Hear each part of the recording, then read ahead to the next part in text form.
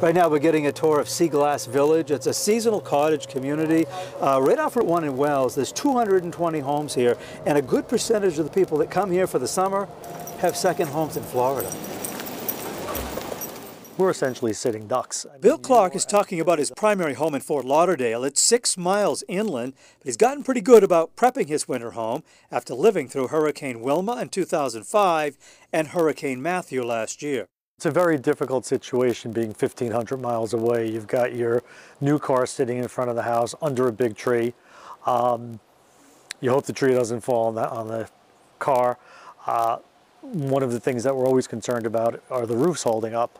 You know, I have new hurricane impact windows and doors, but you know, will the roof hold up? If the roof goes, then we're done. As he cruises around his summer neighborhood in his golf cart, so many of his neighbors are in the same boat. Kathy Mazalewski has a home north of Naples on the west coast of Florida. She's worried too. I'm worried about my neighbors who stayed. There's some people who are writing it out, and so I'm concerned about them. And so overall, it's just kind of weighs heavily on our minds. You've got a choice. You can glue yourself to the TV and fret over what's going to happen over the next 72 hours or more, or you can enjoy Maine, visit with your neighbors, maybe have a cocktail, and just hope for the best. And so the snowbirds here in Maine are keeping a watchful eye on what's happening down at their homes in Florida.